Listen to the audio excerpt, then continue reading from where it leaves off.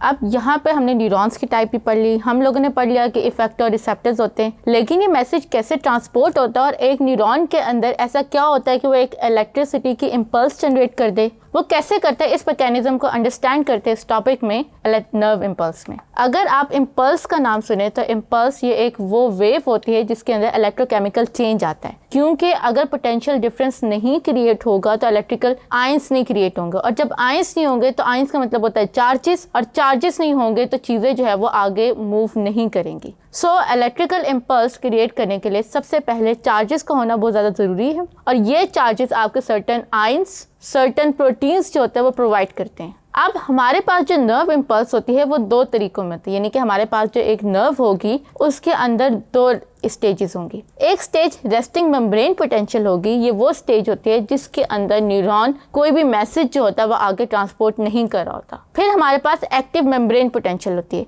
यानी ये वो पोटेंशियल डिफरेंस होता है जिसके अंदर जो नर्व होती है वो मैसेज आगे कन्वे करी होती है। एक्शन मेम्ब्रेन पोटेंशियल एक थोड़े से ब्रीफ मोमेंट में होता है, और उसमें जो होता है वो चार्जेस ऐसे क्रिएट किए जाते हैं जिसकी वजह से एक इलेक्ट्रिकल इम्पल्स क्रिएट हो, और ये इम्पल्स जो है ये ट्रैवल करे through the length of the neuron. पहले बात करते हैं रेस्टिंग मेम्ब्रेन पोटेंशियल की। Resting mean as the name show कि ये ऐसा पोटेंशियल होता है जिसके अंदर जो न्यूरॉन होता है वो रेस्ट कर रहा होता है, यानी कि न्यूरॉन जो होता है वो वर्क नहीं कर रहा होता और अपना मैसेज कंडक्ट नहीं कर रहा होता। इसको हम लोग -70 मिली वोल्ट कहते हैं। -70 मिली वोल्ट क्यों? बिकॉज वी नो कि हम लोग किसी भी चीज़ के अंदर जो पोटेंशियल डिफरेंस होता है वो वोल्ट मीटर से फाइंड करते हैं, वोल्टेज से। अगर ये नॉर्मल वोल्टेज में हो तो ये होगा 0.07 वोल्ट, लेकिन क्योंकि ये 0.07 काफ़ी नेग्लिजिबल अमाउंट है, सो दैट्स वाई हम इसे -70 मिली वोल्ट कहते हैं। माइनस का साइन शो कर रहा है कि इसके अंदर नेगेटिव चार्जेस जो हैं वो अंदर वाली साइड पे ज़्यादा होते हैं, और आउटसाइड वाली यानी कि नर्व से बाहर जो है वो चार्जेस कम होते हैं। कैसे कम होते हैं उसको हम इस तरीके से अंडरस्टैंड करते हैं। सबसे पहले ये होता है कि आउटसाइड यानी कि जो नर्व, अगर ये न्यूरॉन है तो न्यूरॉन की जो आउटसाइड है वो इतना ज़्यादा पॉजिटिव होना चाहिए कि अंदर जो है वो नेगेटिव हो जाए। अब उसके लिए जो होता है वो पोटेशियम और सोडियम के जो आयंस होते हैं बहुत ज़्यादा इंपॉर्टेंट रोल प्ले कर रहे होते हैं। अगर मैं बात करूँ तो सोडियम आयन की कंसनट्रेशन अंदर जो होती है वो 20 टाइम्स ज़्यादा होती है। अंदर 20 टाइम्स ज़्यादा होने का मतलब ये है कि अगर बाहर जो है वो सोडियम आयंस 100 प्रेजेंट है न्यूरॉन के बाहर, तो अंदर जो है वो 2000 होने चाहिए। अब यहाँ पे तो बच्चे कंफ्यूज होते हैं कि अंदर अगर 2000 हैं तो इट मीन्स कि पोटेशियम तो अंदर ज़्यादा होना चाहिए। बिल्कुल इसी तरह जब मैं सोडियम की बात करती हूँ तो सोडियम जो है वो बाहर जो है वो 10 टाइम्स कम होता है और अंदर जो है वो 10 टाइम्स ज़्यादा होते हैं। अगर बाहर जो है वो सोडियम भी 10 है 100, तो अंदर जो होगा क्योंकि वो 10 टाइम्स ज़्यादा है तो यहाँ पर 1000 हो जाएगा। अब इस तरह तो देखा जाए तो पोटेशियम अंदर जो है वो 2000 है और सोडियम जो है वो अंदर 3000 है। तो बाहर हमारे पास टोटल चार्ज जो होगा वो होगा 200 और अंदर हमारे पास जो होगा वो 3000 होगा। अब 3000 का मतलब क्या है कि अंदर तो पॉजिटिव होना चाहिए, लेकिन पॉजिटिव क्यों नहीं होता? वो इसलिए नहीं होता क्योंकि आपके जो पोटेशियम और सोडियम आयंस है उनको अंदर बाहर मूव करवाया जाता है। कैसे करवाया जाता है कि हम लोगों के पास सर्टेन गेट्स होते हैं जिनको हम लोग सोडियम गेट्स कहते हैं। उन सोडियम गेट्स में हम क्या करते हैं कि अब अंदर से 3 सोडियम लेते हैं और उनको जो होता है वो बाहर की तरफ पुश करते हैं, और उस जब बाहर पुश करते हैं तो वो उस सूरत में पुश होंगे जब 2 पोटेशियम अंदर आएंगे, यानी 3 सोडियम बाहर गए और 2 पोटेशियम अंदर आए। ये कैसे होगा? जैसे आपके पास जो है लेट्स सपोज करें 100 कॉइन्स हैं और मेरे पास भी जो है वो 100 कॉइन्स हैं। मैं आपको जो है वो 3 कॉइन्स दे रही हूँ और आपसे 2 ले रही हूँ। इस तरह एक टाइम आपके पास ऐसा आएगा कि आपके पास क्योंकि आप जो है वो 3 कॉइन्स दे रहे हो और आपको उसके बरक्स 2 मिल रही हैं, तो आपके पास जो है वो चार्जेस ख़त्म हो जाएंगे। तो पोटेशियम और पॉजिटिव चार्ज ख़त्म करने का तरीका ही यही है कि हम जो होता है वो सोडियम 3 सोडियम बाहर भेज देते हैं और 2 पोटेशियम अंदर ले आते हैं। पोटेशियम 2 आ रहे हैं तो 3 के मुकाबले में हमारा थोड़ा बहुत गुजारा चल जाता है। फिर हम क्या करते हैं कि हमारे पास सर्टेन ऐसे अमीनो एसिड्स और आरएनए मॉलिक्यूल्स प्रेजेंट होते हैं जो कि नेगेटिव इन नेचर होते हैं, और उनके नेगेटिव होने की वजह से जो होता है वो न्यूरॉन की अंदर वाली साइड जो होती है वो नेगेटिव हो जाती है।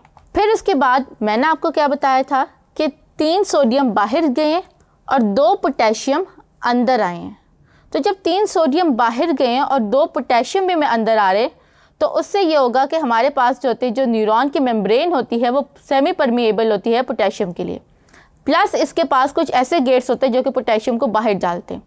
तो क्योंकि बाहर पोटेशियम की कंसनट्रेशन कम है और अंदर कंसनट्रेशन ज़्यादा होती है, सो दैट्स वाई कुछ पोटेशियम आयन बाहर चले भी जाते हैं। अब क्या हुआ है, मैं आपसे 3 ले रही हूँ कॉइन्स और आपको 2 दे रही हूँ, और उसके साथ साथ एक कॉइन मैं आपसे चोरी भी कर रही हूँ। तो इससे क्या होगा कि आपके पास जो कॉइन्स होंगे वो कम होना शुरू हो जाएंगे।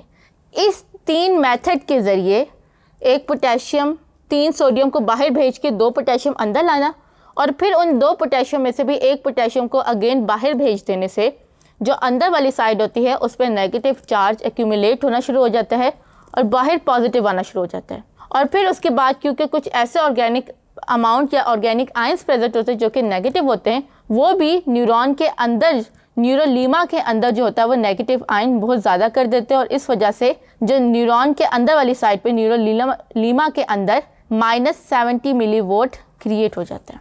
अब हम बात करते हैं पोटेशियम जनरेट करने की, एक्शन पोटेंशियल जनरेट करने की। आपकी बुक के अंदर एकदम से जो है वो एक्टिव मेम्ब्रेन पोटेंशियल का जिक्र किया है। उससे पहले हम लोग जो है वो थोड़ा सा डिस्कस करते हैं कि ये पोटेंशियल आता कैसे है। हमारी नर्व्स के अंदर ऑल और नन इफेक्ट है, यानी होगा या नहीं होगा, नर्व इम्पल्स आएगी या नहीं आएगी। और नर्व इम्पल्स को भी स्टिमुलेट करने के लिए आपके पास एक थ्रेश होल्ड होता है।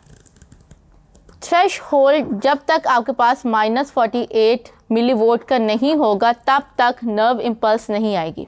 फॉर एग्जांपल, अगर मेरे हाथ पे मैं ये हल्का हल्का टच कर रही हूँ तो मेरी स्किन पे इतना कोई इफेक्ट नहीं हो रहा है, अनटिल एंड अनलेस जब तक मैं एक सर्टेन पॉइंट पे एक सर्टेन चीज़ स्टिमुलस क्रिएट ना करूँ। वो स्टिमुलस नर्व के अंदर -48 का इम्पल्स जनरेट करता है, जिसको हम लोग थ्रेश होल्ड इम्पल्स कहते हैं। और ये इम्पल्स क्या करवाता है, ये एकदम से सोडियम एंड पोटेशियम आयन की मूवमेंट करवाएगा, चार्जेस को रिवर्स कर देगा। चार्जेस रिवर्स करने का मतलब क्या है कि अब बाहर नेगेटिव हो जाएगा और अंदर पॉजिटिव हो जाएगा। फिर इसके बाद ये जो होगा चार्जेस का रिवर्स होना, नर्व को जो है वो आगे मैसेज को आगे इम्पल्स क्रिएट करेगा। फिर इसके बाद मेम्ब्रेन पोटेंशियल वापस अपने नॉर्मल पे आएगी, और फिर ये एक पूरी वेव क्रिएट होगी जो कि एक्सॉन के एंड तक जो है वो कंटिन्यू रहेगी। इससे पहले बात करते हैं कि सोडियम आयन अंदर कैसे आएगा। जब आपके पास थ्रेशहोल्ड स्टिमुलस आया जो कि -48 मिलीवोल्ट का था, उसने क्या किया कि उसने सोडियम के गेट्स ओपन कर दिए। जब सोडियम के गेट्स ओपन हुए तो सोडियम जो था वो अंदर आना शुरू हो गया, क्योंकि सोडियम की कंसंट्रेशन बाहर ज़्यादा थी और अंदर कम थी। सो दैट्स वाई सोडियम जो है वो रश करेगा अंदर, और जब तेज़ी से सोडियम बहुत तेज़ी से अंदर आना शुरू हो जाएगा तो उस वजह से जो अंदर है वो पॉजिटिव चार्ज एक्यूमुलेट होना शुरू हो जाएगा। फिर जब पॉजिटिव चार्ज सोडियम की आने की वजह से बहुत ज़्यादा पॉजिटिव चार्ज अंदर आ गया और बाहर जो है वो सोडियम कम रह गया, तो इसकी कम कॉन्सेंट्रेशन होने की वजह से यहाँ पे नेगेटिव आ गया और यहाँ पे पॉजिटिव हो गया। अब आपने याद रखना है कि जो इम्पल्स होता है वो एक यानी कि एक सर्टेन पॉइंट पे, अगर ये पूरी न्यूरॉन की लेंथ है तो इस लेंथ के सिर्फ इतने से रीजन पे ये चार्जेस रिवर्स होंगे, फिर उसके बाद ये आगे मूव करेगा और इतने से रीजन पे। तो अगर आप इस पूरे एक्सॉन कंसीडर करेंगे, ये पूरा एक्सॉन है तो इसके सिर्फ इस रीजन पे चार्जेस रिवर्स हुए हैं।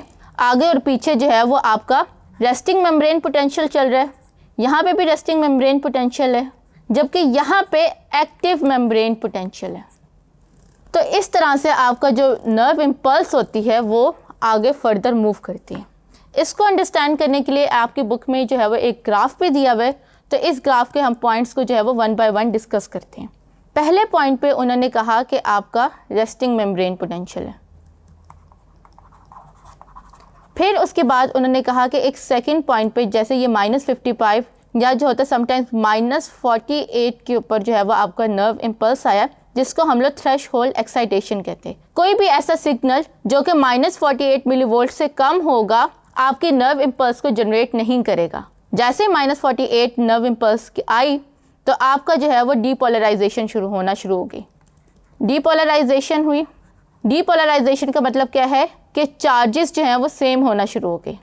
अब चार्जेस जो हैं जब वो सेम हो रहे हैं तो इट मीन्स कि अंदर और बाहर की साइड पे जो है वो सेम चार्ज आएंगे। फिर क्या होगा कि अंदर और बाहर की साइड पे सेम चार्ज आने के बाद अंदर की साइड पे जो है वो पॉजिटिव आना शुरू हो जाएगा और बाहर की साइड पे नेगेटिव, और इतना पॉजिटिव आएगा कि यहाँ पर जो है वो +50 पे आके जो है वो आपके जो है ये पीक आ जाएगी एक्शन पोटेंशियल की, यानी कि जब आपका जो है वो थ्रेश होल्ड या नर्व इम्पल्स प्लस 50 मिलीवोल्ट की हो तो इट मीन्स कि आपका एक्शन पोटेंशियल जो है वो अपनी पीक पे है।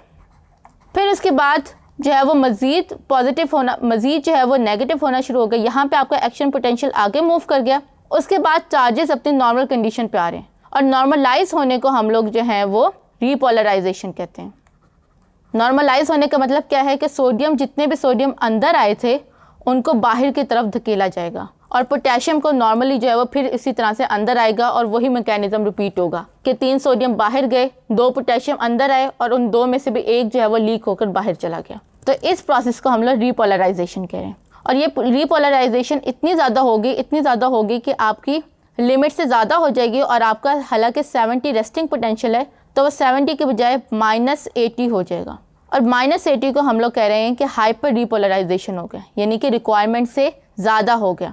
ये वो टाइम पीरियड होता है रीपोलराइजेशन एंड हाइपर रीपोलराइजेशन का जिसमें कोई इम्पल्स भी जो है वो जनरेट नहीं हो सकती, क्योंकि उस टाइम पे चार्जेस जो हैं वो अपनी नॉर्मल कंडीशन में नहीं हैं कि वो आगे फर्दर मैसेज जनरेट करें। इट मीन्स कि एक मैसेज यहाँ पे आया, जब तक वो आगे मूव नहीं करेगा और जब तक नर्व्स अपने आप को उस मैसेज के बाद रिकवर नहीं करेंगी तब तक एक नया मैसेज रिसीव नहीं होगा। इस वजह से आपका जो नर्व, अगर आपने देखा होगा कि जो नर्व्स की आपको अगर एक इम्पल्स आती है तो वो एक पॉइंट से आती है, फिर गायब होती है, फिर आती है। कॉन्टीन्यूसली एक नर्व इम्पल्स जनरेट नहीं हो सकती किसी भी न्यूरॉन में because of this hyperpolarisation and repolarisation. इसके बाद हम लोगों ने बात कर ली है कि जो है ये हमारे पास +50 वोल्ट का होता है और फिर इम्पल्स के बाद जो होता है वो आपके रिस्टोर होता है, जिसको हम लोग हाइपरपोलराइजेशन एंड रीपोलराइजेशन कह रहे हैं। और उसके बाद जो होता है वो आपका नर्व रेडी होता है अगेन रेस्टिंग में, और रेस्टिंग के मीन्स का मतलब ये होता है कि he is ready to create an other impulse. अब एक्सॉन, मैंने आपको बताया कि सम टाइम एक्सॉन जो होता है वो इतना लंबा होता है कि वो 1 मीटर तक लॉन्ग होता है। अब एक इम्पल्स जो है वो यहाँ से शुरू हो और इसके बाद जो है वो नीचे यहाँ तक पहुँचने में उसे काफ़ी टाइम लग जाएगा। और समटाइम्स हमारे पास कुछ ऐसा स्टिमुलस होता है जिसको हम लोगों ने नैनो सेकंड में रिएक्ट करना होता है। जैसे अगर मेरी आंख के पास कोई चीज़ आ रही है तो मुझे नैनो सेकंड के अंदर उसको अंडरस्टैंड भी करना है और अपनी आंखों को बंद भी करना है। तो उस कंडीशन में जो है वो मेरे पास एक नॉर्मल नर्व इम्पल्स की जो स्पीड होगी वो फेवरेबल नहीं होगी। तो उसका हल हमारी बॉडी ने ऐसे निकाला है कि हमारी बॉडी के अंदर जहाँ पे माइलिनेटेड शीट नहीं होती उस एरिया को हम लोग नॉड्स ऑफ रेनवियर कहते हैं, और जहाँ नहीं होगी तो वहाँ पे आपका नर्व इम्पल्स जो होता है वो क्रिएट होता है। जैसे यहाँ नर्व इम्पल्स आया और यहाँ आने के बाद बजाय कि वो आगे फॉरवर्ड हो वो इधर से जंप करके यहाँ चला जाएगा, फिर यहाँ से नर्व इम्पल्स जंप करके यहाँ चला जाएगा और यहाँ से आगे चला जाएगा। तो इसको हम लोग सर्कुलेटरी कंडक्शन कहते हैं। ये आपकी नॉर्मल इम्पल्स से 50 टाइम्स जो होता है वो ज़्यादा हो जाती है। अब मैंने आपको बताया था कि इस मैकेनिज्म से जो है वो आपकी नर्व इम्पल्स जो होती है वो जाती है और ये आपकी बॉडी को इंश्योर करती है कि आपकी body speedily external and internal stimulus को रिस्पॉन्ड करे। Thank you.